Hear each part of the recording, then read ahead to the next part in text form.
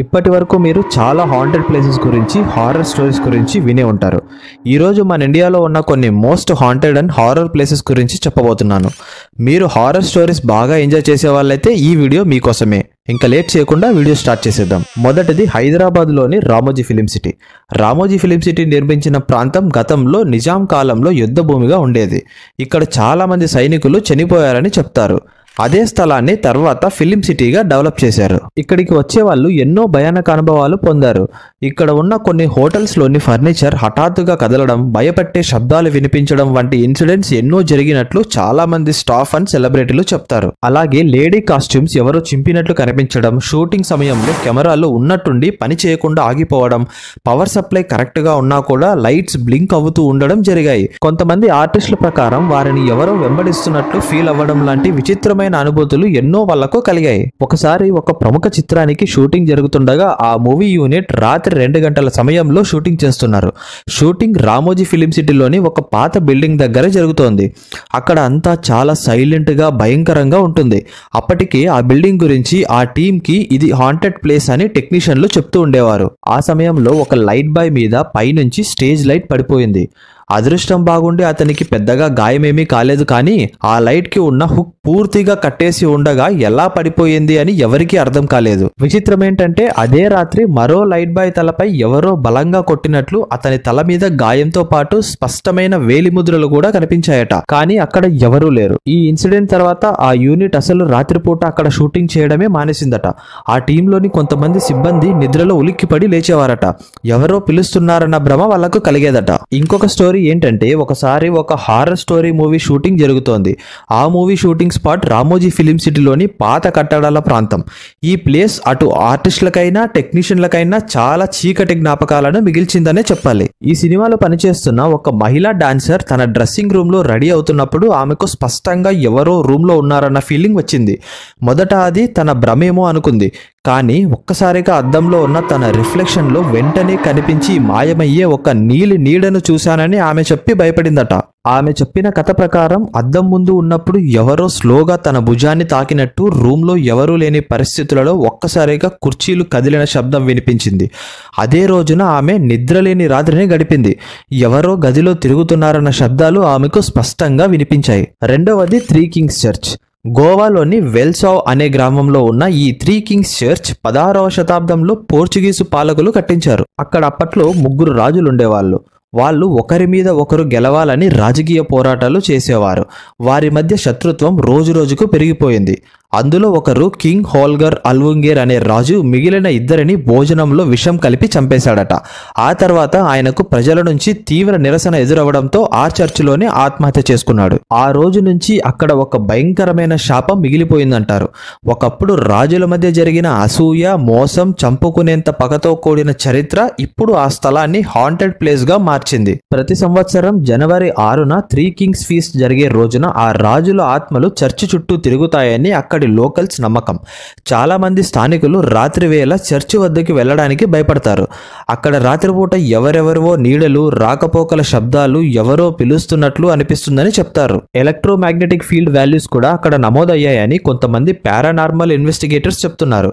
దయ్యాలు ఉండే ప్లేసెస్ లో వాటిని డిటెక్ట్ చేయడానికి ఈ ఎలక్ట్రోమాగ్నెటిక్ ఫీల్డ్ మీటర్స్ ని యూస్ చేస్తారు. ఇక్కడ జరిగిన ఒక రియల్ ఇన్సిడెంట్ ఏంటంటే 2013లో ఒక పారానార్మల్ ఇన్వెస్టిగేషన్ టీం గోవాలోని 3 కింగ్స్ చర్చ్ కి వెళ్ళింది. రాత్రి 10 గంటల సమయంలో వాళ్ళు అక్కడే ఉండటానికి పర్మిషన్ తీసుకున్నారు. వాళ్ళ టీం ప్రత్యేకంగా EMF meters, infrared cameras, audio recorders లాంటివి వాళ్ళతో పాటు తీసుకెళ్లారు. రాత్రి సరిగ్గా 12:30 టీంలో ఒకరు చర్చి లోపలికి వెళ్ళాడు. ఆ సమయంలో ఒక్కసారిగా అతని బాడీ పూర్తిగా బరువుగా ఎక్కినట్లు ఫీల్ అయ్యాడు. ఎవరో గట్టిగా వెనక నుండి తోసినట్లు అనిపించి వెనక్కి తిరిగి చూస్తే ఎవరూ లేరు. అదే సమయంలో ఈఎంఎఫ్ మీటర్స్ కూడా ఎక్కువ రీడింగ్ చూపించాయి. ఆ తర్వాత ఆ టీం రికార్డ్ చేసిన ఆడియోలో గెట్ అవుట్ అని శబ్దం ఆ మీటర్లో రికార్డ్ అయ్యింది. వాళ్ళ టీంలో ఎవరూ ఆ మాట అనలేదు, కానీ అది ఎలా రికార్డ్ అయ్యింది, అసలు అది ఎవరి వాయిస్ అని కంగారు పడ్డారు. అతను వెంటనే కళ్ళు తిరిగి పడిపోయాడు. అక్కడి వాళ్ళు స్పిరిచువల్ పొసెషన్ అయ్యిందేమో అన్న అనుమానంతో చాలా భయపడ్డారు. కానీ తర్వాత అతనికి హాస్పిటల్లో ట్రీట్మెంట్ చేసిన తర్వాత నార్మల్ అయిపోయాడు. మూడవది హైదరాబాద్లోని ఖైరతాబాద్ సైన్స్ కాలేజ్. ఖైరతాబాద్ లో ఉన్న ఈ సైన్స్ కాలేజ్ 20వ శతాబ్దం ప్రారంభంలో కట్టారు. ఇది ఒక royal science and technology college కాగా జియాలజీ, బొటానీ, బయాలజీ వంటి విభాగాలు ఇక్కడ చాలా బాగా ఇంప్రూవ్ అయ్యాయి. ఇక్కడ చాలా డెడ్ బాడీలు స్టూడెంట్స్ ట్రైనింగ్స్ కోసం యూస్ చేస్తారు.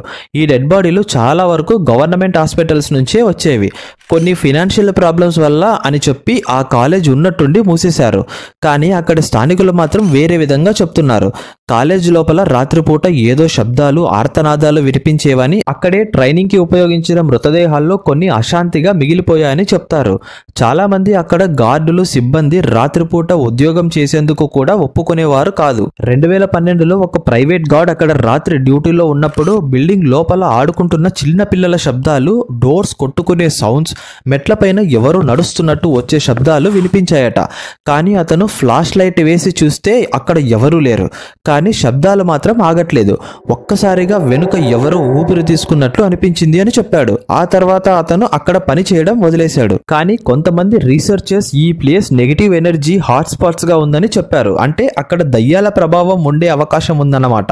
4వది రాజస్థాన్ లోని Indian ghost town of Bhangarh and Ajabgarh. Bhangarh కోటను 17వ శతాబ్దంలో మాన్సింగ్ ప్రథమ్ నిర్మించాడు.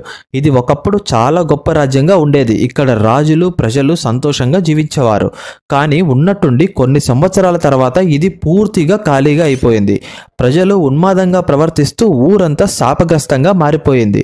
అప్పట్లో ఓ తాంత్రికుడు చాలా అహంకారంతో ఉండేవాడు. అతడు రాణి రత్నావతి అనే అందమైన రాజకుమార్తెను చూసి ప్రేమలో పడ్డాడు. ఆ రాణి చాలా అందంగా ఉండేది. రాణి అతనిని రిజెక్ట్ చేసిందని ఆ తాంత్రికుడు ఆ ఊరిలో బ్లాక్ మ్యాజిక్ స్టార్ట్ చేశాడు.